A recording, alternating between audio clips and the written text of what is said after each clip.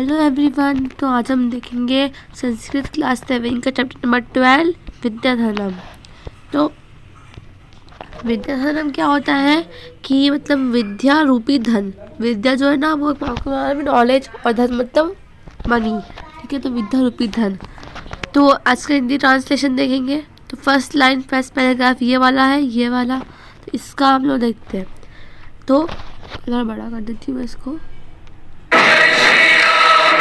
चोरहार्य, एक सेकेंड। तो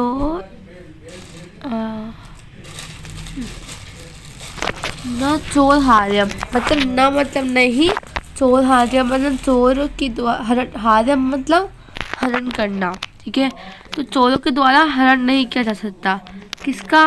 विद्या का। हाँ,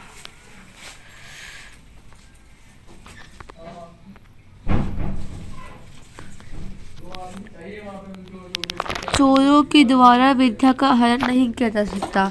ठीक है, च मतलब और, न मतलब नहीं, राजहार्यम।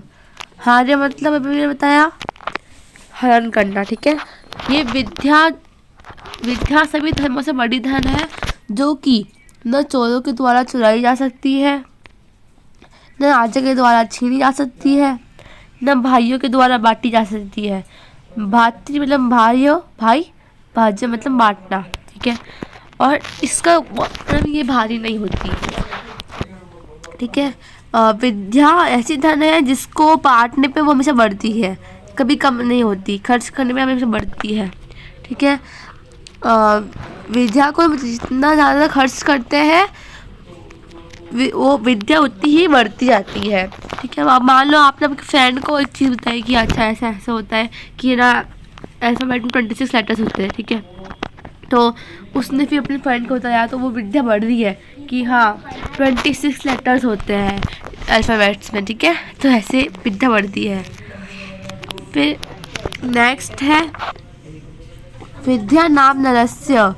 विद्या नाम नरस्य मतलब विद्या जो वर्ड है ना, विद्या नाम मतलब विद्या।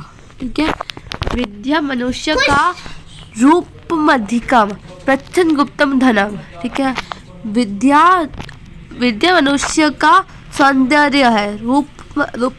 रूपमधिकम मतलब सौंदर्य, प्रच्छन्न गुप्तम मतलब अत्यंत छुपा हुआ, एकदम छुपा हुआ। ठीक है, तो विद्या मनुष्य का सौंदर्य है अर्थात सुंदरता है।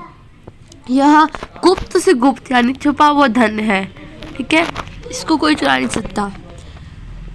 फिर है विद्या भोग करी यशः सुख करी विद्या गुरु नाम गुरु।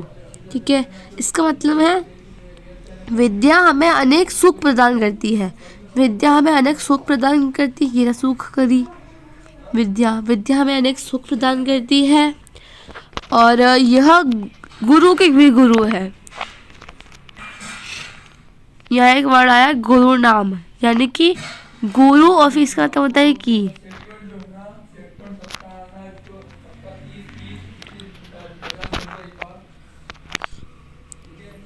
विद्या गुरु की गुरु है। ठीक है, जो विद्या है ना वो गुरुओं की भी गुरु होती है। ठीक है, तो इसलिए इसमें बोला गया है कि विद्या गुरु नाम गुरु। ओके, आगे पढ़ते हैं एक बार, फटाफट से इस पर कंप्लीट करते हैं। विद्या अगर हम भी विद्या बंधुजनों विदेश गमने विद्या परा देवता। मतलब कि अगर हम भी विदेश जाते हैं, विदेश गमने मतलब विदेश जाते हैं, तो विद्या ही काम आती है। विद्या ही काम आती है, मतलब विद्या परा देवता, विद्या ही काम आती है। ठीक है, विद्या सबसे बड़ी देवी है। विद्या जो है ना सबसे बड़ी देवी है। इसमें देखो ये विदेश गमने, अगर हम लोग विदेश जाते हैं तो विद्या ही हमारे काम आती है, और विद्या सबसे बड़ी देवी है। फिर है विद्या राजसु पूजते, मतलब जो राजा होते हैं ना वो विद्या की पूजा करते हैं, ना ही धन की राजा धन की पूजा नहीं करके विद्या की पूजा करते हैं। इसलिए जो विद्या विहीन है वो पशु है। मतलब है कि जिसके अंदर विद्या है ही नहीं वो कौन है? पशु है। ठीक है, नेक्स्ट पैराग्राफ देखते हैं, पैराग्राफ नंबर 3। कैयुराः न विभूषन्ति पुरुषं हारा न चंद्रोज्ज्वला। ठीक है, मतलब मनुष्य की जो सुंदरता है, विभूषन्ति मतलब सुंदरता, मनुष्य की जो सुंदरता, मनुष्य की सुंदरता उसकी वाणी है। मनुष्य की सुंदरता क्या है? उसकी वाणी, मधुर वाणी। ठीक है, और वही एक ऐसा आभूषण है, विभूषन्ति मतलब ऐसा आभूषण है, ऐसा आभूषण है जो कभी नष्ट नहीं होता है। ठीक है, मनुष्य की जो वाणी है वो एक ऐसा आभूषण है जो कभी नष्ट नहीं होता। अतः मनुष्य का बाजूबंद, कैयुराः मतलब बाजूबंद, विभूषन्ति मतलब आभूषण। ठीक है, पुरुष मतलब मनुष्य, और चंद्रोज्ज्वला मतलब चंद्रमा के समान चमकदार। ठीक है, बाजूबंद, चांद के समान चमकने वाला हार, सुगंधित द्रव्य, उसके सजाए हुए बाल। ठीक है, कैयुराः न विभूषन्ति पुरुषं हारा न चंद्रोज्ज्वला। ठीक है, मतलब मनुष्य की सुंदरता उसकी मधुर वाणी है, और वही एक ऐसा आभूषण है जो कभी नष्ट नहीं होता है। अतः मनुष्य का बाजूबंद, चांद के समान चमकने वाला हार। ठीक है, और यहाँ लिखा है न स्नानं न विलेपनम न कुसुमम नालकृता मधुजा। ठीक है, मतलब उसके सुगंधित द्रव्य, कुसुम मतलब सुगंधित द्रव्य, उसके सजाए हुए बाल सुशोभित नहीं होते हैं। उसके सजाए हुए बाल, उसके सुगंधित द्रव्य यानी परफ्यूम, कुछ भी उसका सुशोभित नहीं होता, मतलब कभी साथ नहीं देता। थोड़ी देर रहेगा, उसके बाद में वो उड़ जाता है। ठीक है, एकमात्र सुंदर वाणी, जो सुंदर वाणी होती है ना, एकमात्र सुंदर वाणी ही सुशोभित होती है।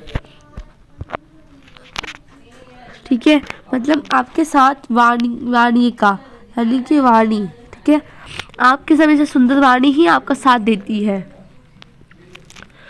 और सुंदर वाणी ही सुशोभित होती है, जो विद्या के द्वारा ही ग्रहण किया जा सकता है। ठीक है, समझ में आया? इस पैराग्राफ को फिर से बता देती हूँ। मनुष्य की सुंदरता उसकी मधुर वाणी है, और वही एक ऐसा आभूषण है जो कभी नष्ट नहीं होता है। अतः मनुष्य का बाजूबंद, चांद के समान चमकने वाला हार, सुगंधित द्रव्य, उसके सजाए हुए बाल सुशोभित नहीं होते हैं। एकमात्र सुंदर वाणी ही सुशोभित होती है, जो विद्या के द्वारा ही ग्रहण किया जा सकता है। तो एक बार लास्ट पैराग्राफ समझ लेते हैं, ये लास्ट वाला है। ये है कि विद्या नाम नरस्य कीर्तितुला भाग्यशक्ष्य चाशय। मतलब जो विद्या ही मनुष्य का यश है और इच्छाओं की पूर्ति करने वाली है। ठीक है, कीर्तितुला और यश भाग्यशय मतलब यश है। ठीक है, विद्या ही मनुष्य का यश है और कीर्ति और इच्छाओं की पूर्ति करने वाली है। अगर किसी का भाग्य साथ नहीं देता है तो उस स्थिति में विद्या ही एकमात्र सहारा है। वियोग की दशा में विद्या ही प्रेम है।